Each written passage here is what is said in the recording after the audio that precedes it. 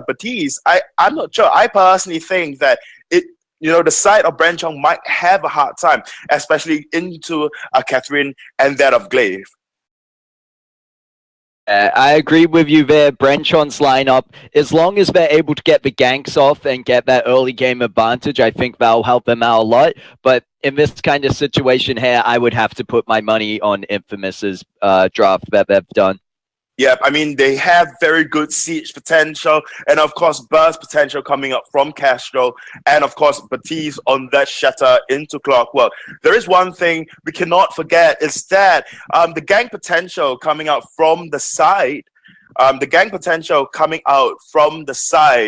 of Glaive is just insane as well. And of course, the early game poke that Samuel has, if Samuel hits level 2, is just a lot of damage that's going to be coming out from the Malice and Verdict that's empowered within that of Drifting Dark. Anyways, we are jumping straight into the Halcyon Fold at this point in time. So I'll hand it over to our very awesome casters, Aserai and Mini. Take it away. Thank you for that introduction, Mini. So hey guys, it's me Aserai, and here with me now is. Hello, Aserai. This is going to be very exciting to watch. Looking forward to seeing if Limau on this glaive is going to gank the Kestrel in lane as much as he needs to, because if this Kestrel is allowed to farm up and do Idris, then Idris is going to be in an absolutely terrible position and pretty much going to be unable to open against the Kestrel one. And that's what Idris needs to do. His job in this game really is going to be dive on Kestrel, kill her, and dive, and then hope that Sick One can outstay against the team. There's the afterburn. Yeah. That's going to be the case here as Litmar actually gets caught out just by a smidgen. Uni will be going there. A little bit of response from the Batiste, and like you said, they're going to try to at least keep this Kestrel away from the Idris for as long as possible, so this Idris doesn't go too hard as he tries to curve into the mid game, into that late game. Definitely, I think Limo is going to stay in lane, but so will SNK. I highly doubt SNK is going to spend much time at all with Batiste in the jungle. He took the first rotation because Johnny's quite a level 2 there. And here we go, another clash onto Spaghetti, but he'll get away. Active camo, of course, a little bit of safety there for the Kestrel. Gonna say, no way, Jose. So you start a little bit action heavy here as Brenchong try to prove a little bit of their worth. From the looks of it against Infamous. Yeah, when you've got Glaive, even as captain, generally you see it when you've got a weapon Glaive in the jungle, really wants to afterburn for the damage, but even just to afterburn Spaghetti on top of Mr. Jim, then he's going to just be in a fantastic position because Idris, all his abilities except from his shotgun are used to dive on top of the enemy, and so if the enemy's just put right in front of you, you can use your Shroud Step to get to, if they try and get away. Oh, there's another dive here by Limar. Can they get the target? Afterburner connect onto SNK. Limar very low, and that's going to be the first blood taken here by our very own SNK using that Caitlyn. And here we go, Catherine. Uni gonna be trying to jump in, throws out the bad mojo. Mr. Jim has to back off a little bit. Mr. Jim, though, takes quite a bit of damage. Yeah, Infamous porting home, managing to get the first kill and not trade over any of their own team, which is really smart. They managed to catch out Limau. He got a couple of good afterburns, but the one that got him killed, he punted back the Catherine, couldn't quite get the Kestrel when Spaghetti was almost dead. And it's just a good turnaround. Uni rotated up ever so slightly before Sync 1 did on Samuel and was actually a higher level. And Uni is still a higher level than Samuel, and now he's just hit level 4, they are even. So there's not a lot of jungle being taken by either side. No one's ahead in the jungle because no one's invaded. All the focus has been and will continue to be on this lane to see if Spaghetti can out CS Mr. Jim, as he currently is doing. Spaghetti has 33 CS, and Mr. Jim will probably be even once he gets this minion. So Spaghetti's doing well, he doesn't need to be ahead, and neither does Batiste. Samuel is really going to be quite good in the early game. Is that what he's going in? He's going to try to go in. Oh. And actually he doesn't get away. Uni gets taken down. That's going to be a 1-for-1 for Brenchong. It will. Samuel taking the Elder Tree and Uni tried to contest it, as you generally do. You don't want to give away that mid-tree and just for free without giving it any contests. Obviously, if you steal it, then they can't really engage. And with jungle stop spawning shortly after, Matisse probably thought he could steal that and then shop and then fight properly 1v1. But then Mr. Jim and Limau both rotated down just to make sure that even though Uni was probably a bit stronger than Sync1 at that point, Sync1 got his entire team to rotate down. And so when you're 3v1, you're not gonna win that fight, even as Matisse.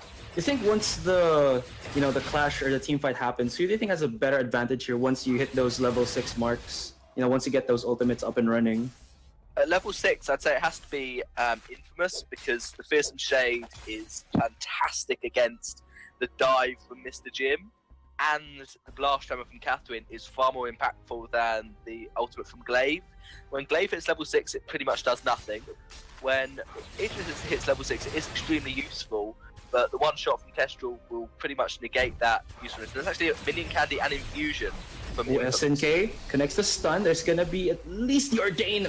The damage onto Sync1. He got to back away just by a bit there.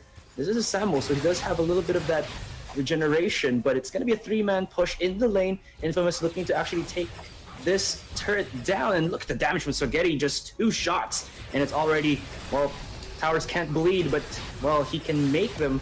Limar diving a bit too much, and he will almost get punished. Oh, the Fearsome Shade. He'll still back away into the safety of his own tower. Sync1 from the sidelines, jumping in the Malice and Verdict, pushing out SNK, and Infamous have to back away, but they did quite a bit of harassment there into the lane, and look at that turret, just a little bit more, and it should break even. My goodness. Definitely a good push comp from Infamous. When you've got that Kestrel, weapon or crystal, Kestrel could just take turrets down so quickly, and there's not much you can do, especially on someone like Idris, who has reasonably good farm clear, but only when he's standing on top of the minions. When he's pushed back and forced to be away from his turret, as he is now, that turret's going to fall. Nothing that Brenchong can do. Spaghetti's got free reign. And yeah, first turret is expected to go to Infamous. Mr. Jim's not going to be able to push anywhere near as well as a Kestrel will. But I think that's not too bad. Brenchong will be okay that they've lost their first turret, but they'll probably work quite hard to try and not lose the second turret. Because that's really important for Samuel to keep his farm, that he has that second turret to back off to. Because if that second turret is taken, then Uni pretty much has free reign to try and take crystal sentry charges.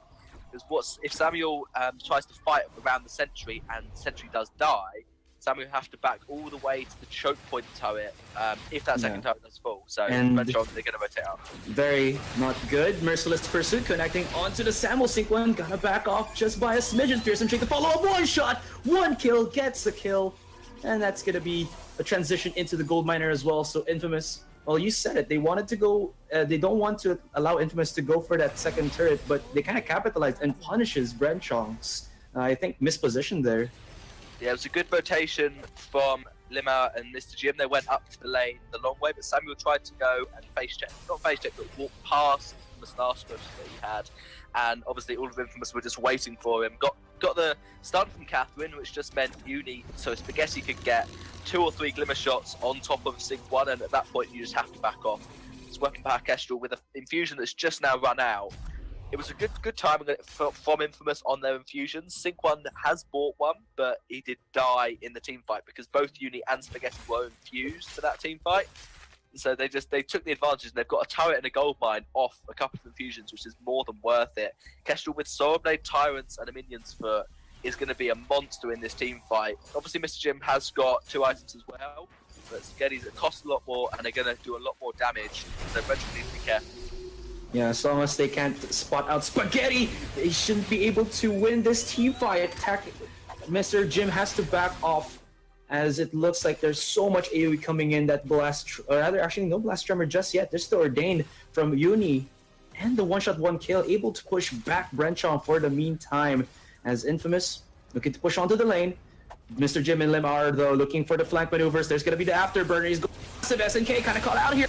The damage, will it be enough? No, they're pushing them back. Perfect usage of that Fearsome Shade, and they back away, fade away from the bad mojo. Almost taking down Limauer, but still no kills just yet. This is a very messy team fight. Nobody getting the shutdowns, and for the meantime, looks like Brenchong will be able to get a little bit of damage onto this turret. But here comes SNK, has the fearless or merciless pursuit, and he is chasing Mr. Jim.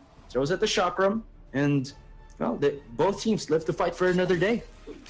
Yeah, they do. Brenchong tried to push the return turret to get the first turret away from Infamous, but Spaghetti took the minions so incredibly quickly. There was just nothing that Brenchong could do. They had the drifting dark forward. They had Mr. Jim on top of the turret with it on Idris, but there was just nothing they could do because the minions had already died to Kestrel.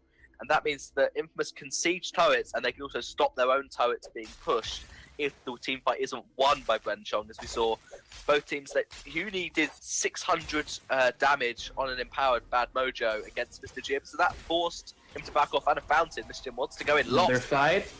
Stun connecting from the Catherine, but they just back away. Stormguard will keep him a little bit healthy. One shot, one kill will connect onto Sync 1. Interestingly enough, they didn't hit onto Limar, but there's a nice wave here. They can actually go aggressive under the turret, but will they do so? Gets the pushback onto the Catherine, very low, gets the hero shutdown. 3-man fearsome shade, but that's not going to be enough here for Infamous to actually get the damage they need to get the one shut down. But hold that thought, 3-man ordained. Uni might get caught out here. Ooh, the Oblivion from the Samuel will actually keep him at bay as Brenchong slowly but surely gets 2 kills, looks for a third, and can they get the ace? Yes, they will! And that's going to give them the heal as well as the turret, so what a momentum shaker here from Brenchong. Good turnaround for Brenchong. The gold is now even, and SNK is going to try and stop this turret. Is he going to be able to do it? I reckon he's just going to, yeah, there aren't any minions. There are minions now.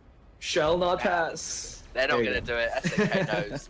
Managing to stop that second turret falling, important for Infamous. Now the gold lead is... They did have a good gold lead, now it's nothing. There is literally 100 gold lead for Infamous, which is now 0 again. So that ace from Brenchong, definitely the momentum shift, as you said, but it's not in their favour as opposed to just being away from Infamous's favour.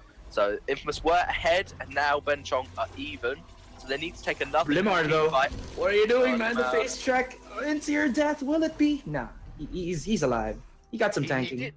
He'll say he used the flare on the scout trap, but he didn't flare out the bush. All of them are still waiting. But Glaive with the afterburn away, you can afterburn through the ordained stun, and pretty much he'll get away, even if he won't have the afterburn up.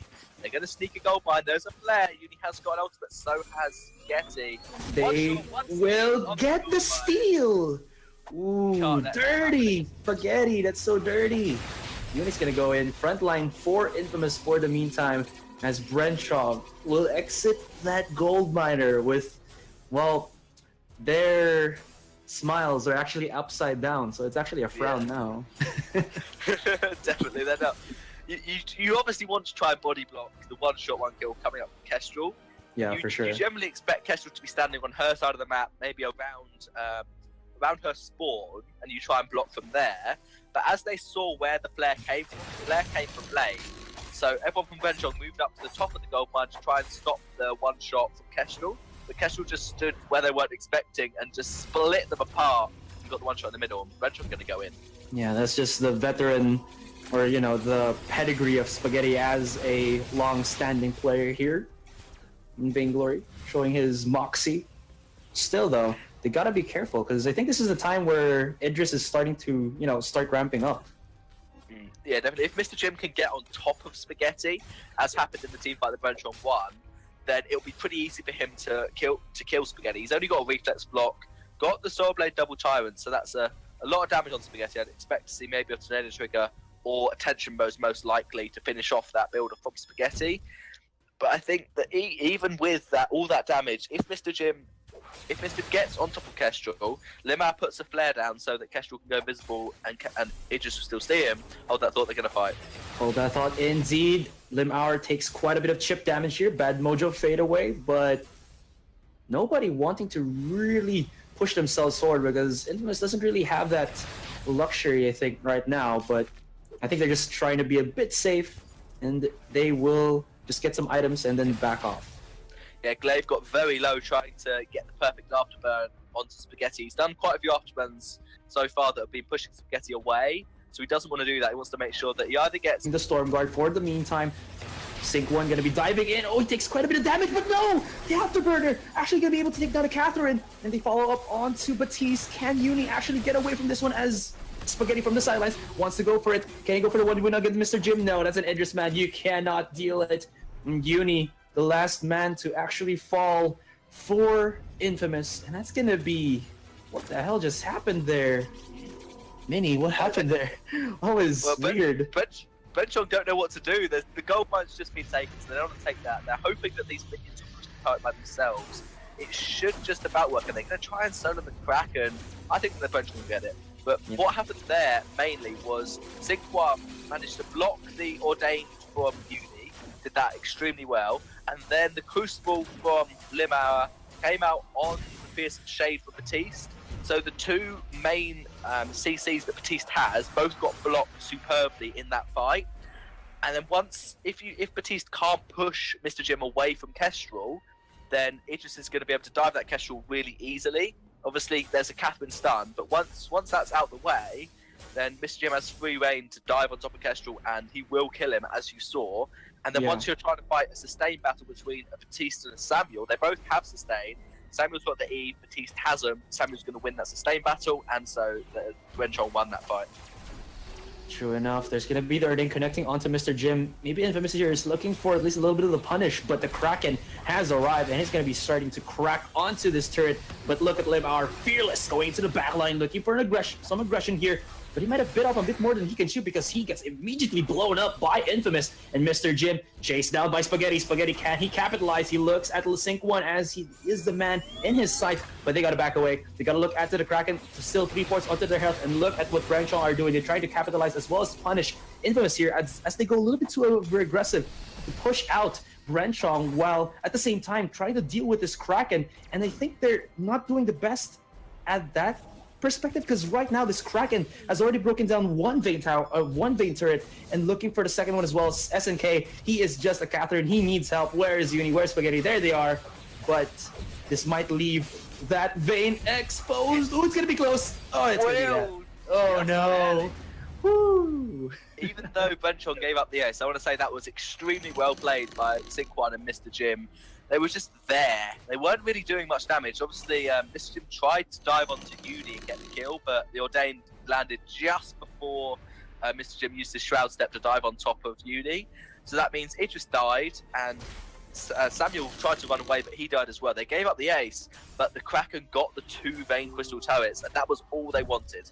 I don't think that Brenchong were even trying to win the fight. They just wanted to bait Kestrel, bait Batiste away from Kraken, and stop them taking it. So extremely well played. There was a backdoor potential from Idris and from Glaive. Obviously, Idris can do the wall jump, maybe 1 out of every 10 times. But more importantly, he can use his ultimate to go inside Glaive when Glaive after runs over the wall, and that's a lot easier to do. And then they could just take the vein. Man, Infamous. I don't know if they can. Maybe I feel like they have to go for an ace, or at least wait for Brenchong. Yeah, they're very defensive.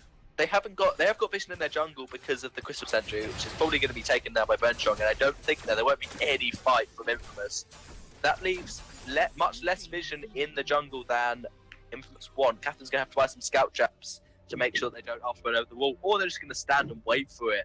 Infamous are really afraid of this backdoor from Brenchong.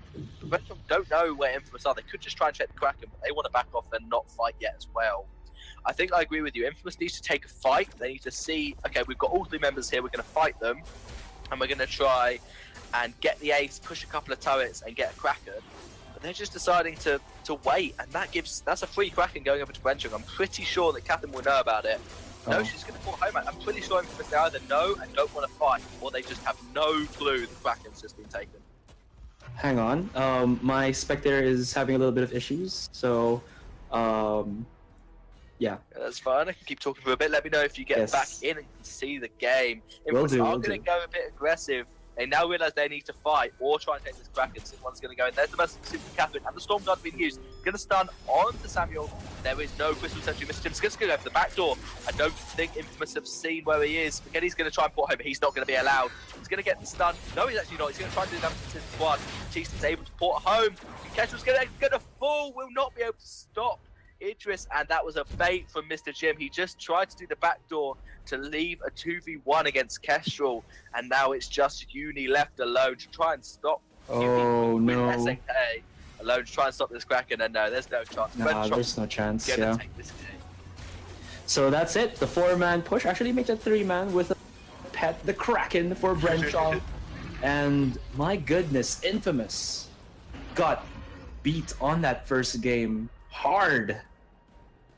Wow. Yeah, it was extremely well played by Brenchong. They got that last team fight it looked scrappy, but I'm pretty sure it went almost exactly as Brenchong intended.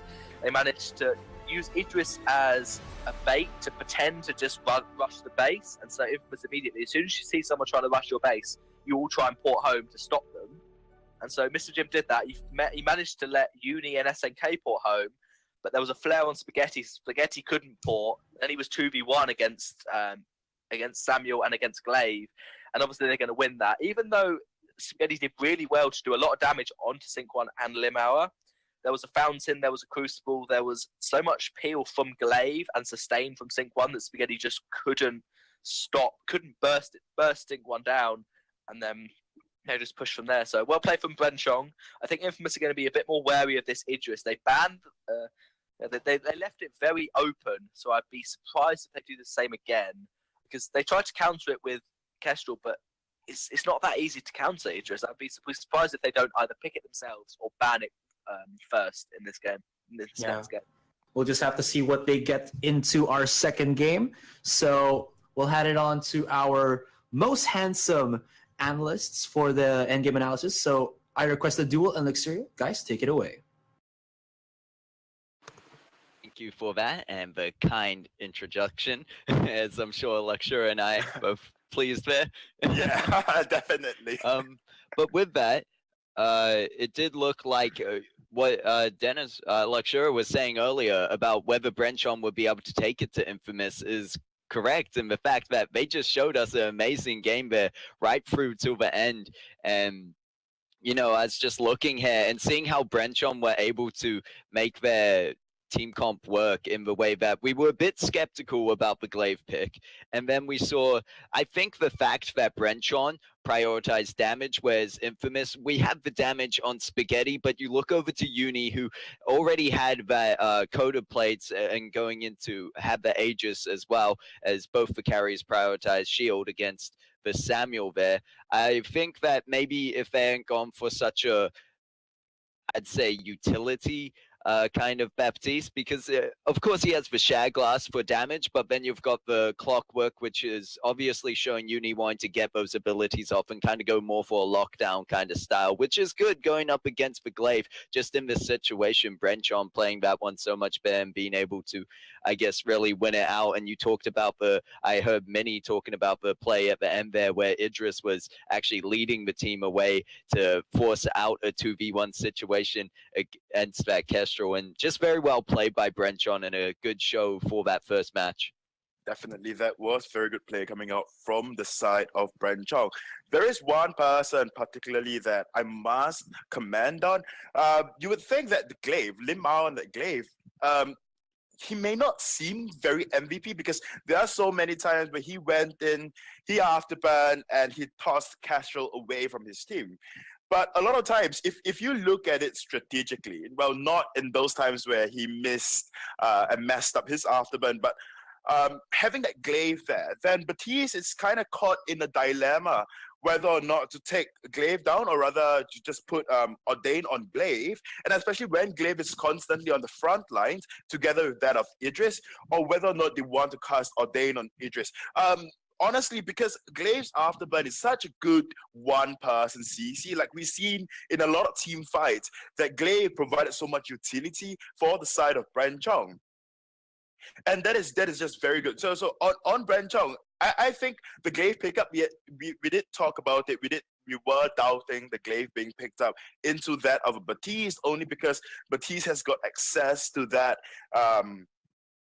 Ordain and could stop any potential gang coming up from the side of Brenchong. Problem with that is that if you burn Ordain on Glaive, then eventually Idris will be on top of you and you'll be screwed over really, really hard by that Idris. So they are placed in a position of dilemma, you know, whether or not they should cast Ordain here or there.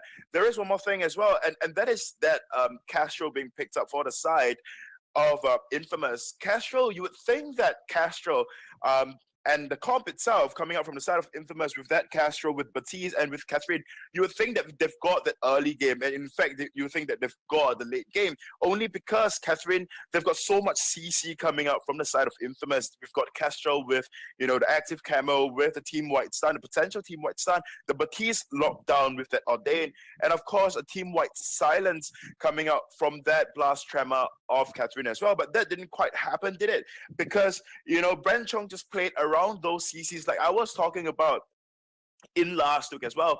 If you are going up against a heavy CC comp, then you really need to play around those CCs. And a lot of times we do see Catherine using blast tremor, or rather, do not even use blast tremor. And any of the blast tremor that did hit, usually it's, you know, it's blocked out by the side of Brenchong. So honestly, this game, Brenchong had like started off really rocky, but eventually they did pick up the pace, they did go through, they did run through, and they completed and ended the game in a spectacular fashion.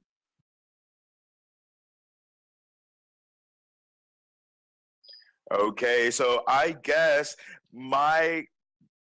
or rather, I request a duo that's casting alongside me, or rather sitting at the desk alongside me, is currently disconnected or experiencing some technical issues. So I'll just continue talking.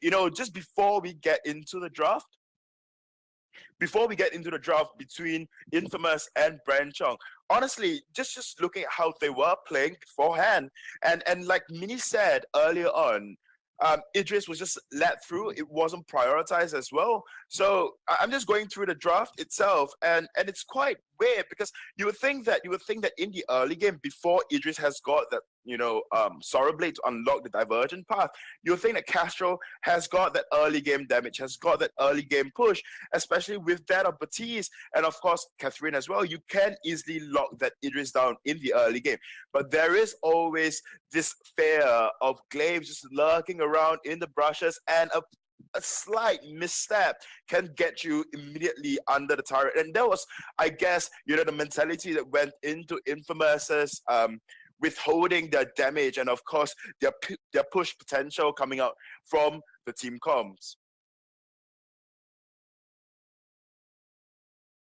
And so I requested, what do you think, you know, Infamous could have done in that particular game? Because they've got such a good early game. So what do you think they could have done? Or did they just play into the win conditions coming up for the side of Brenchong? Yeah, I think that they did play a bit into it there when you saw the fact that the side of Infamous were focusing on building that shield against Samuel. Of course, Samuel will be able to land those long shots at you down range, but really Idris is going to be the one up in your face, and in the late game it's so important to have some kind of counter there.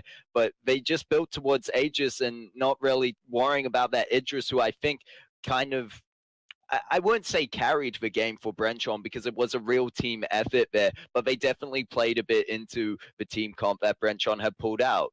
So with that, we do have draft ready, so we won't keep the viewers waiting any longer. So without further ado, let's go into the draft. And we are here in our second match between Brenchong and Infamous, this time Infamous being on your blue side and Brenchong being on the red.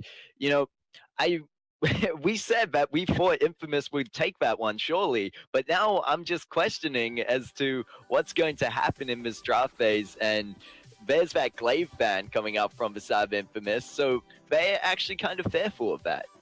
Yeah, definitely. I mean, Glaive is such a good flex pick pre-patch, even before 2.6 patch. And there is one thing I must point out. It's that Infamous, we did say, surely Infamous has got that game down only because of how they are seated and where they are seated in the brackets. Firstly, that is one reason. And second, of course, of their team comp, the ability to lock down with their team comp, especially going up against an Idris, a Samuel, and of course a Glaive. You would think that based on draft itself, Infamous kind of got that. But anyways, we are into the second game between Infamous and Brenchong now. So we do see a Glaive, like you said, being banned standout, and the side of Infamous is just pure afraid of this glaive. So what do you think? What do you think the side of Brenchong would respond to? Would they allow that Idris to go through, or would they just ban out that Vox once again, just to deny that Vox Catherine Batiste combo that Infamous may pull out?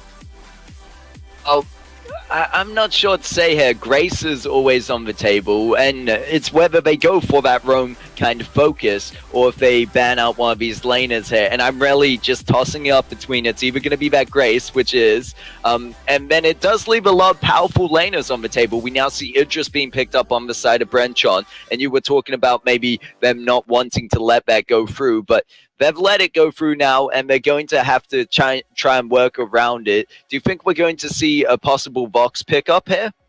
Yeah, I think Vox would be a very good pickup for the side of Infamous, but they are going to settle for that Lara and then banning out that of Taka.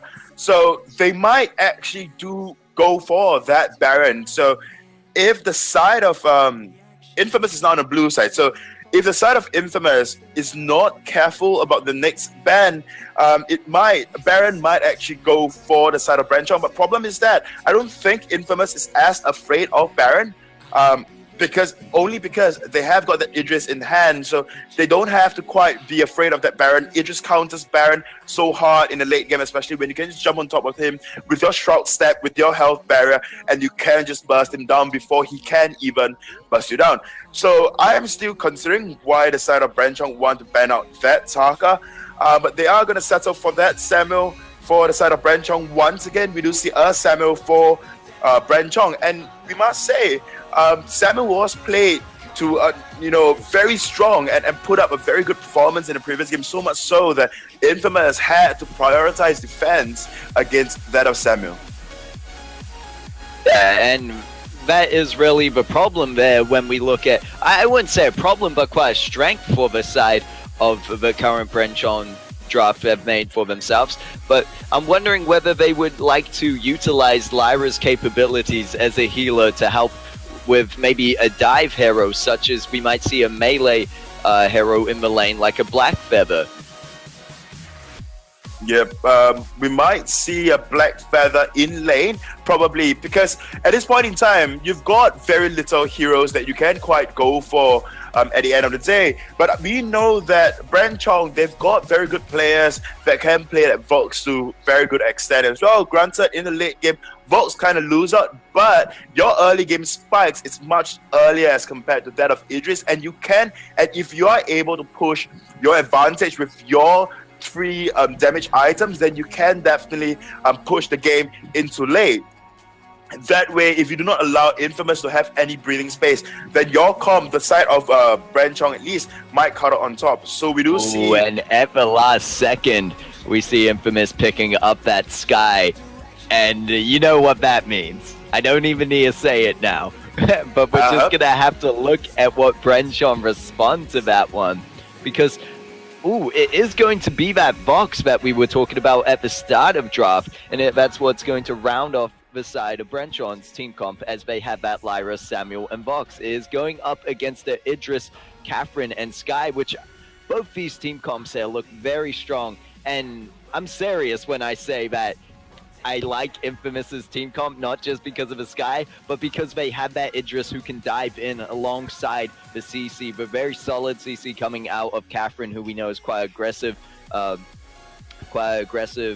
roamer. But I think it's also good they picked this Sky, just because that's someone who's quite mobile and able to sit on the back line, maybe make it a harder target for that Samuel. And in saying that, we do have the Lyra finishing off the team comp, or starting off the team comp for Brenchon, and that does provide with the Bright Bulwark a bit of initiation kind of disengage there.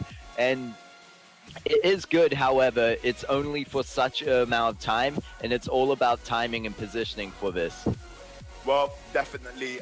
That is one thing that I must note of the team comp coming up from the side of Brenchong. They do have an engage, and of course they have a very good disengage as well in terms of Lyra's Arcane Passage, like you said. Problem it is just down to how Brenchong will be playing into that Sky, especially with a Samuel. I know Samuel is very strong at level 2 after getting that Drifting Dark.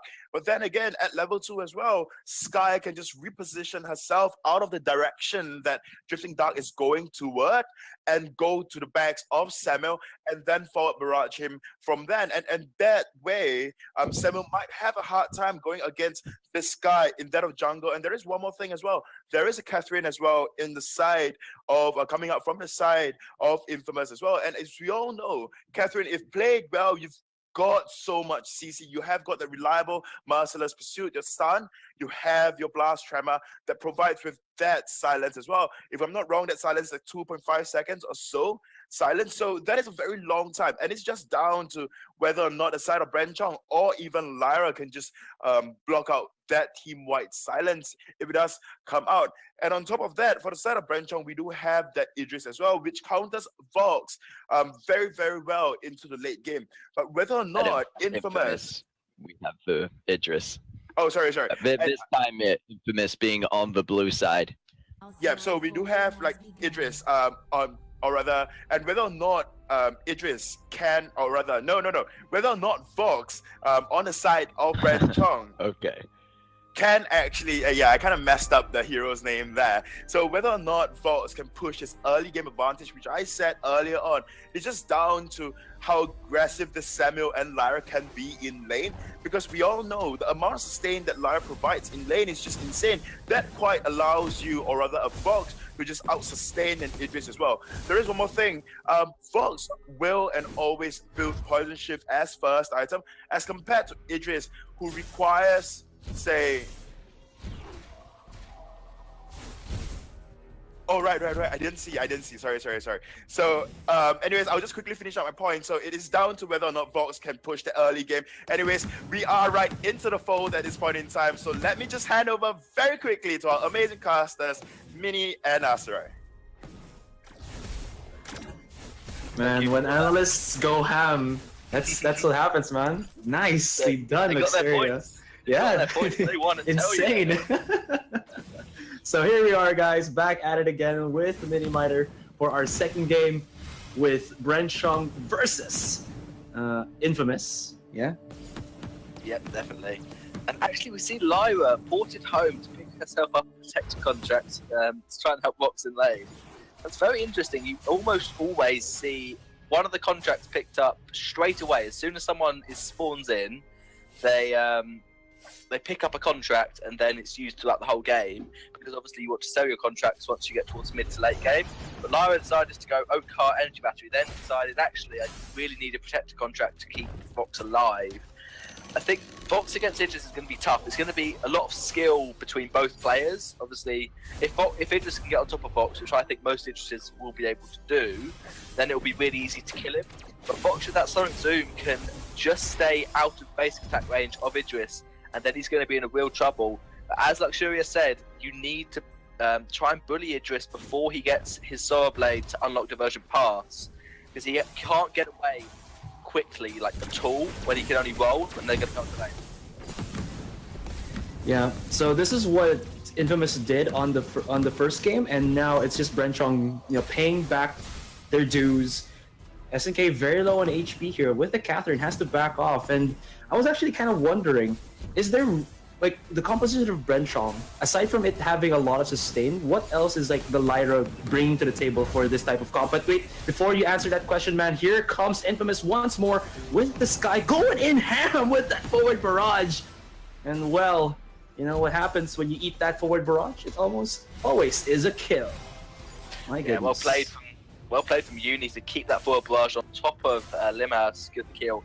But the Lyra was there it was the first pick, so they picked it thinking that they need a healer, and healers are strong enough that you don't need to worry about what the enemy have gone, you can just get Lyra. It's good. The Bright Bulwark is obviously very good to counter Idris when he wants to dive in. You can stop that by using a Bright Bulwark, but that's really the only time the Bright Bulwark's ever going to be used, because Sky is not really going to get hit by it. Sky's a very mobile hero, but it's the kind of ability where she's on the outside of the fight, not diving in on top of Lyra.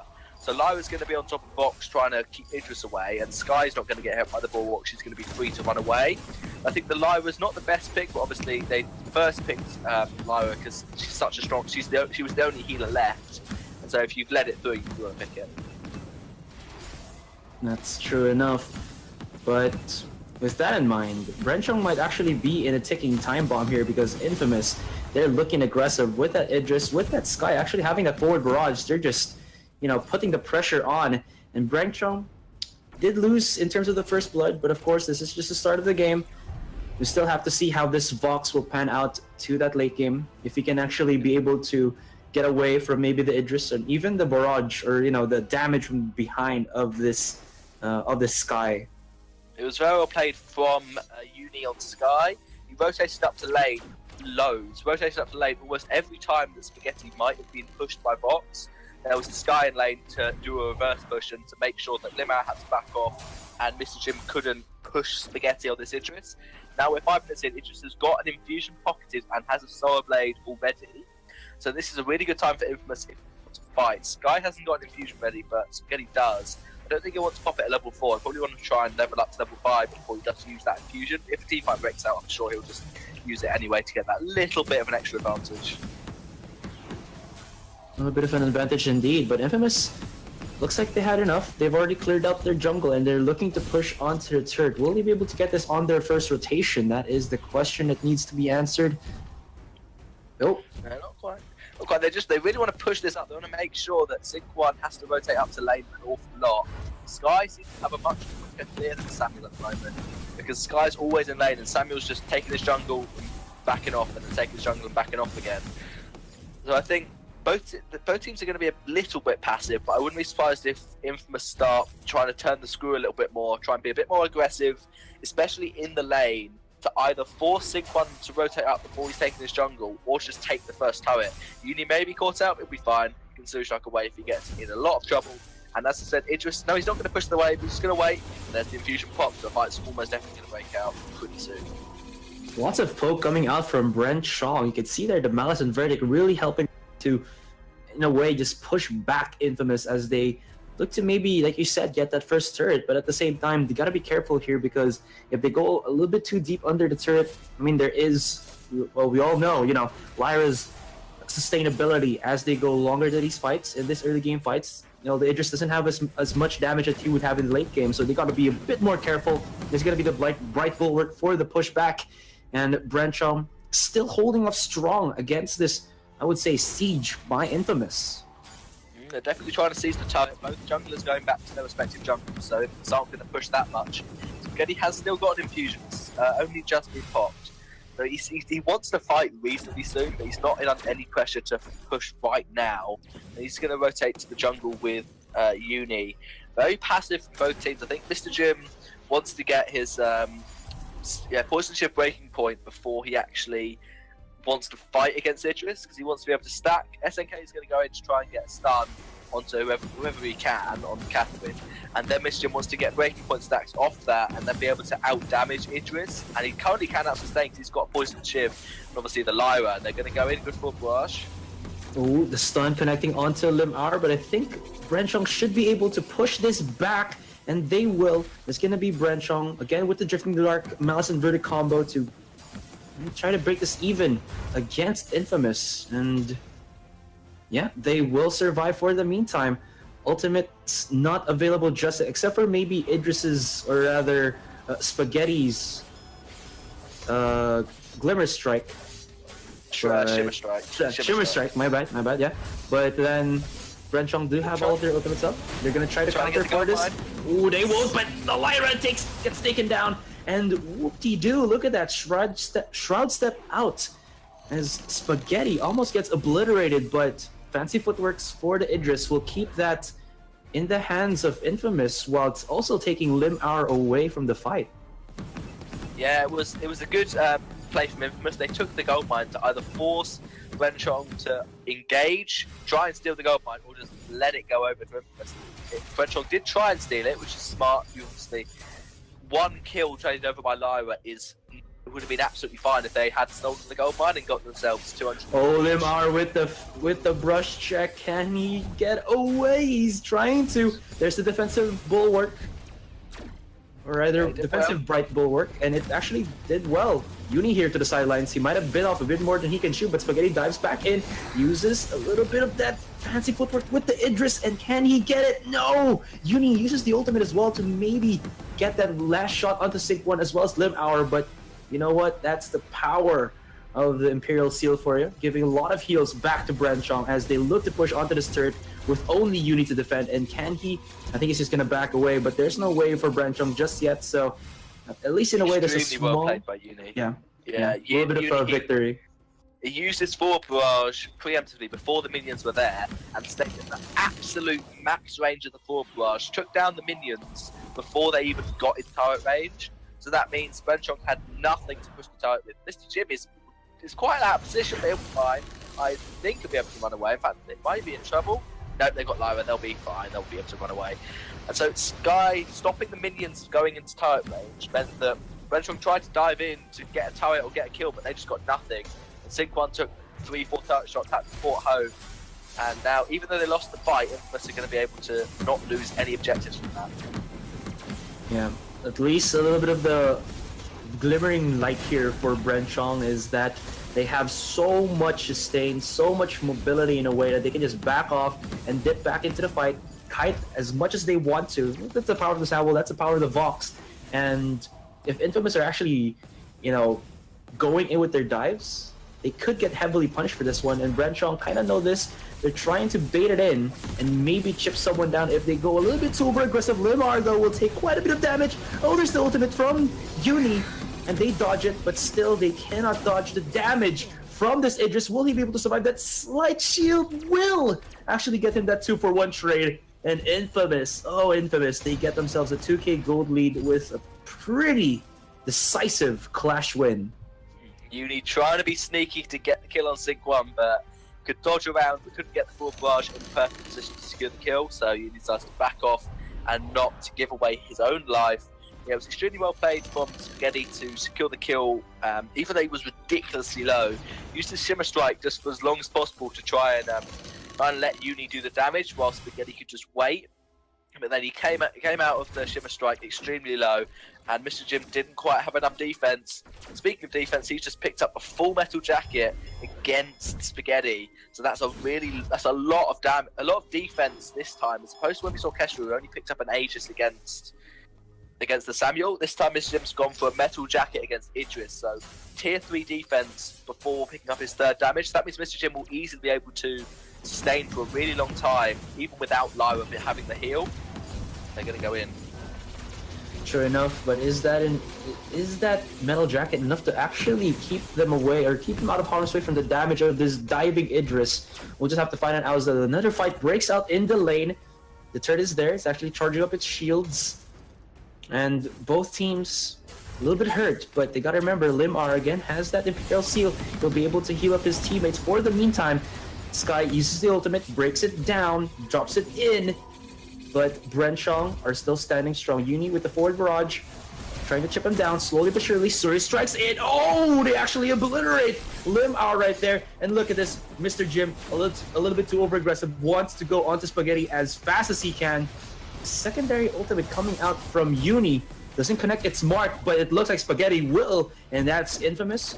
2-0 yet again. Sync 1, can he actually go for the revenge kill? But now he actually gets caught out himself, and he won't be able to get away from this one. Not today, buddy. But wait, am I wrong? Is the Drifting Dark and the Malice and Verdict enough? Can he get away? Uni! Oh, the one shot! Oh, the humanity! And that's gonna be a 2-for-2 trade. My goodness, Sync 1. Look at them fancy footworks. Sync 1 with the plays to dive around the turret and just be able to stop himself dying, and probably would have given up the ace if he'd have died early enough. Actually trading over to get the kill onto Uni.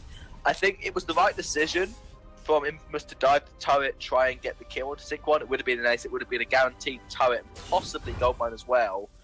But I think they just couldn't quite execute it right. The Suri Strike didn't land, didn't do any damage. The forward barrage didn't get enough ticks onto the Samuel as he needed to. And so I think it's just a bit. It was more well played from Sync 1 than poorly played from Infamous, but I think they'll be slightly disappointed that they didn't get the kill.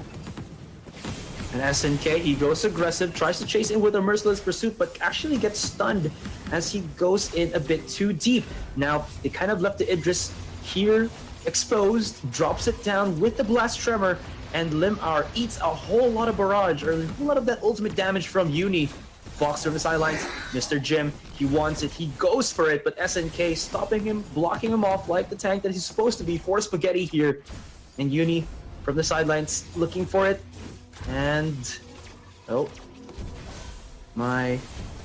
Gonna go in, Sync 1 trying to push this turret. There's a lot of poke, especially on Samuel, that Spaghetti really can't do anything by himself. He needs the Sky to make sure this turret doesn't fall. Sky is going to be there to make sure that Brenchong have to back off. When Samuel's put his Malice and Verdict, his Drifting Dart forward and using his Malice and Verdicts, he has so much range on the poke. Spaghetti's going to go in onto Limau, he's going to be absolutely fine. And Infamous wants to try and push this turret. Brenchong are going to rotate back up to try and stop it. Stun landing, Sky's going just into the turret. There's the full barrage and the bump. And that first turret will go over to Infamous. They don't want to fight, they just took the turret, they want to back off. There's the aggressive right bulwark and Arcane Passion live. This ship's going to dive and turret a little bit. And Sync 1 using very aggressive distant jump. Captain will fall to the box. He's going to so strike out of that. Oblivion from Samuel. Oh. I'll pick up the kill on Myra. You back? Yes, I'm back. There you go. The Oblivion actually catches out Uni, but you know, he goes in, Uni rather, goes in with the Surge Strike and catches off Limar. Now there's a 1v1 with Mr. Jim and Spaghetti! Oh, Spaghetti! Okay, he survives. He survives just about. That was very close. And actually, a response from Idris is to pick up a full metal jacket on Mr. Jim. It's interesting that both carries this game, instead of going for glass cannon, we tend to see 4 damage items and an Aegis. They've gone for the metal jacket instead. I think it's a good idea on Idris because you're not going to be worrying about Sync 1 really, and if you are, then you're in a poor position. You need to worry about Fox first, and then if you killed Fox, then you should be fine against Samuel. And it's actually Uni's job to get the kill on Samuel, which is why he's got a little bit of shield against that. There's infusions on all the carries, so both teams are prepared to fight around this Kraken. There was a turret for Infamous to back off to and nothing for Brenchong. This could be a good position for Infamous to fight, and I'm expecting to see Sync 1 doing quite a lot of poke with his Malice and Verdicts. We're not those broken mist stacks, and it's going to be better for Brenchong because Infamous really haven't got anywhere near as much poke as Brenchong. Brenchong have way more poke than Infamous does, pretty much entirely on Samuel. Obviously, there can be Shatkums and 4 barrages for Infamous. They do nowhere near as much damage as Empowered Malice and Verdicts from Samuel. There is a 3k gold lead here for Infamous, and that might be enough, added itemization that they will be able to break through, I guess, the sustainability and, like you said, the poke coming out from Brenchong. But they still have to be careful here. There was supposed to be the Kraken dance, but both teams actually hesitating, not wanting to go a little bit too over-aggressive. They don't want to show off that, show a little bit of vulnerability here. SNK with the backstab, he goes in, blasts it down with the Blast Tremor, but no! Mr. Jim from the backline chasing onto Uni and finds its mark. No defense for this Sky. And Infamous losing 1 man. Brenchong still has so much HP to work with, and they can dive SNK and Spaghetti. Will they do so? There is a Shimmer Strike here for Spaghetti. He can actually just go in, but there's a Drifting Dart. Brenchong already. Is Infamous the same? Shimmer Strike onto Sync 1, but he cannot capitalize. He's just trying to run away now, but the chase is on Brenchong. Just 1 more shot, and they will get it. No, not again. No, they get it. Yes! Lara gets it. From downtown. Lara gets it with the basic attack, just for a little bit of BM. Oh, man. You thought you were going to survive? Now I've got Lara No, basic no. attack slowly. It happened once, but not again. That was a good fight for Brenchong. There was a coordinated turret dive to make sure they secured the kill onto Catherine. Now Uni's going to try and steal this away. Sky's pretty good at stealing Krakens. In fact, Mr. Jim's going to make sure Sky has to fight or die. Sky's doing a very good job of fighting. Is he going to go in for the fight, or is he just going to go for a... Can he get the steal? That's the question. Oh, SNK is here. Can he dash in? Merciless Pursuit himself into victory. Can they get the steal onto the Kraken? This is going to be make or break for Infamous. Brenchong, can they do it? No, no way. They got the Kraken steal, and look at this. Brenchong are so low. There's a forward barrage. Uni capitalizing. 2 kills already, looking for Sync 1. The chase is on once again. Sync 1, can he do it? No, that's gonna be an ace. And the Kraken, what a play from Infamous. Wow. That is- Infamous just turning it around. Wow. So much. It was Great. basically all on. It was just all on Uni to bait as long as possible to allow Catherine to get there. Catherine actually did steal the Kraken with the blast tremors. There's a lot of burst damage. Infamous want to push the turrets. I reckon they're gonna go. They're going for the win. Yeah, the GG push is real. They're going for it. And will Brenchong actually be able to defend their base? They did this a while ago against Infamous, so well, Infamous have gone for the payback. I'm looking if they actually win this game, it might be, you know, both teams just batting out the Idris. It's just too strong in this one. And there you go. Wow. GG push, victory, and we are going for a third game, ladies and gents. We are Uni with 7-2, but Idris was really the hero that did all the damage, and Idris was the main reason why Infamous won that.